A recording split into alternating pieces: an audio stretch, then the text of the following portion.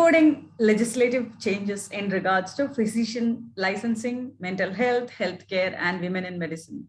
Next, we have a session on this topic by KELLIE STECHER. KELLIE STECHER is the co-founder and president of Patient Care Heroes. Over to you, KELLIE STECHER, for your session. Hi, thank you so much for having me. I'm just getting my lovely screen shared with all of you.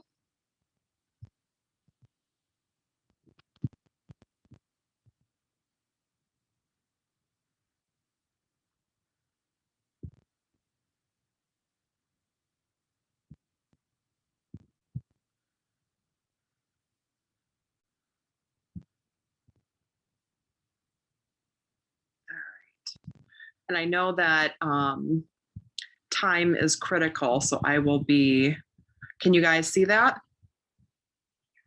Not yet. Okay.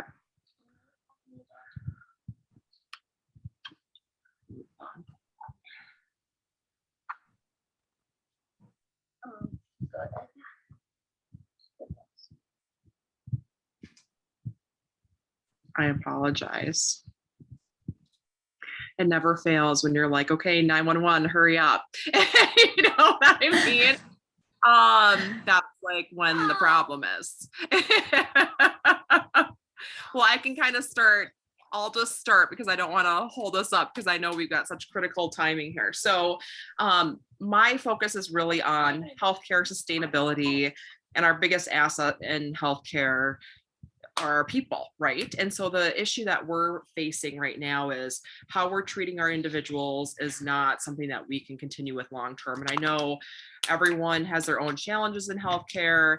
When I talk to people from around the world, I think our issues in some ways are worse, but in a lot of ways mirror what everyone's facing, unfortunately. And you know, some of the things that we want to talk about in this session particularly is mental health challenges that people are facing, how we're structuring our leadership so that we can make sure that we're sustainable going forward, what we can do to kind of combat some of these issues that we have. And I think the challenge that we have as physicians and nurses and healthcare workers is being able to bridge the gap and having people that have the leadership positions to make the changes. So again, I apologize that my slides aren't, for whatever reason, wanting to share my screen, but we'll just get rolling. So when I was, you know, a med student resident, I think the biggest thing is we all see the racism and the sexism that are really intrinsic into the American healthcare system. And if you speak up, you are put down, you are, you know, kind of cast aside, you need to fit in the hierarchy. And that is a huge unhealthy, toxic work environment trait that we all learn to deal with in the healthcare system. And so as we're kind of moving forward, I think a lot of us assume that it's going to get better when we get out of training.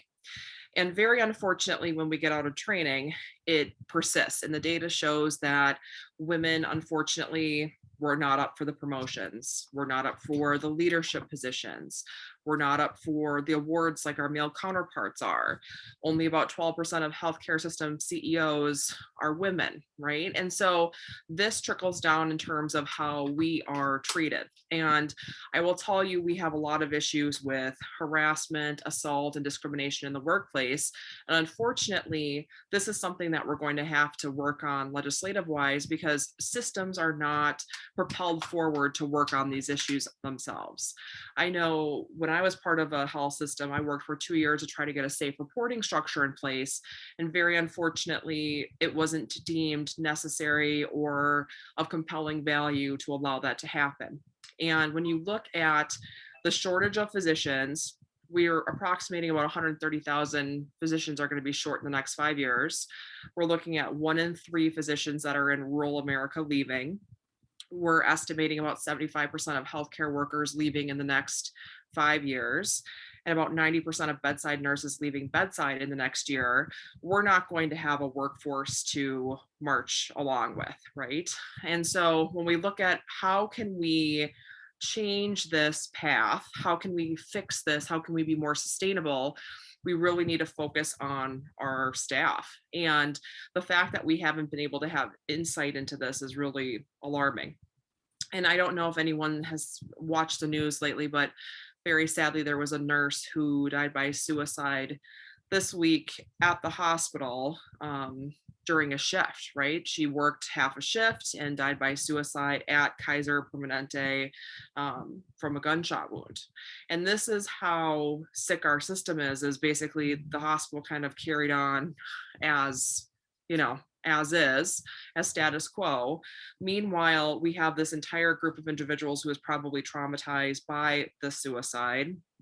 And in the US healthcare system, we often have suicides. Unfortunately, physicians and nurses are at a lot higher risk, and we don't really do anything to help support them and help them grieve. And so that's one of the reasons why I had started Patient Care Heroes with my co-founder Naveen Goyal, and that is to help get mental health care access to our healthcare workers, because we really have a deficit in that.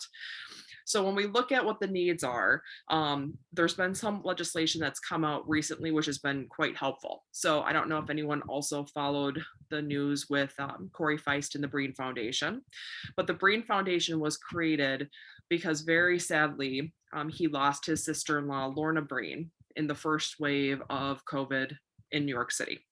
And so he created this foundation, and they were able to pass the Breen Act, which is really focusing on kind of like the initial steps for things that we need to do legislative wise.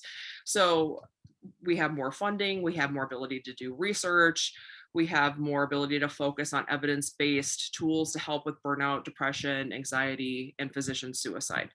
Now, I think that it's a wonderful start. However, a lot of people are kind of saying, okay, well, that's it, right? I think a lot of people are feeling like they've met like their quota of caring for healthcare workers, when unfortunately we have a long way to go.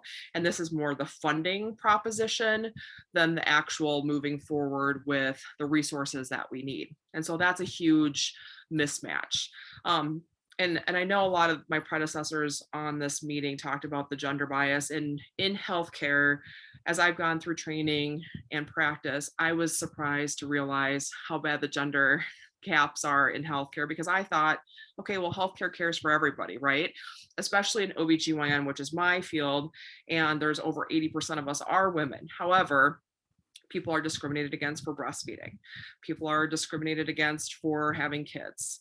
People are not in the leadership roles, even in women's health, right? And so these are the things that we really have to bridge this gap on, because I know, again, we're not going to be sustainable as a workforce. The other issue is we lose women. And before the pandemic, there was about 40% of women left the workforce or went part-time by the time they were 6 years out of residency. So for someone to commit $200,000+ to training and their whole life to get through training, and then just kind of pull the plug after a couple of years, you know that the culture is pretty bad. And so with all of that data and all of the information we have, you would think that it would be pretty intuitive for us to make these changes. And unfortunately, it feels like this wave of people trying to push on systems that are unwilling to make the changes. And I know that a lot of people feel that way with their organizations and their roles as well.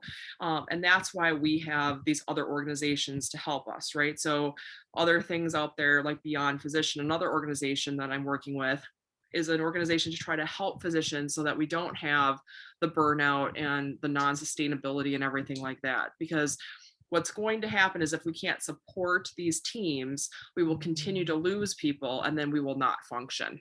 And the most horrible result is the suicide, right? And so in my hometown, we lost 3 young moms with kids under 10 to physician suicide. And it was because of the bullying culture, right? And so if we don't get in there and change those things, then we're never going to move forward. So some of the things that are in the works, we definitely need a third-party reporting system for some of these things, like discrimination and assault and harassment in the workplace. So we're working on an ability to have a non-biased, objective, outside organization to be able to see these, because there is definitely bias in how we handle men versus women physicians, men versus women nurses. For example, in the state of Minnesota, there have been men who unfortunately were sexual predators and known to the Minnesota Medical Board, and they were able to keep their license. However, on the other side, if women sought mental health resources, sometimes they were put on probation and kind of seen as outliers, right? So the bias in terms of how we handle things is very real here. And so we need to be able to combat that issue. We need to be able to have objective individuals who can make sure that we're holding people accountable that need to be held accountable. And so that is definitely an important piece, but we also need to handle this burnout issue. And so that's why organizations like Physician Just Equity and Beyond Physician and Patient Care Heroes all have resources so that we can meet these needs. However, it's definitely going to take a significant amount of time for us to kind of turn the tide on this and make sure that we can support people the way they need to be supported. And I really do believe that it's going to get a lot worse before it gets better, sadly.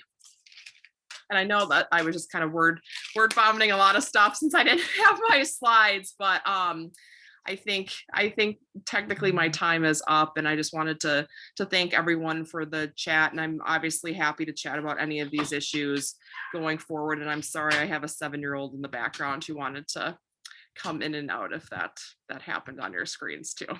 So I apologize. Thank you so much, Kelly STECHER, for stressing the importance of mental health. And though we all know it's a serious issue, we take mental health for granted till it reaches a serious situation where suicides happen. And it was shocking to know that the gender biases exist in the medical healthcare as well. So let's take this discussion forward. Let's work together to end these biases. And thank you so much for joining us and letting us know about this serious issue. Thanks Let's so keep much. the conversation going. And I can send slides over too, because there's a lot of good data for people to review on that too. Thank you so much. Thank you so much. And with that, we come to the end of our powerful sustainable session 2. And let's now move on to session 3.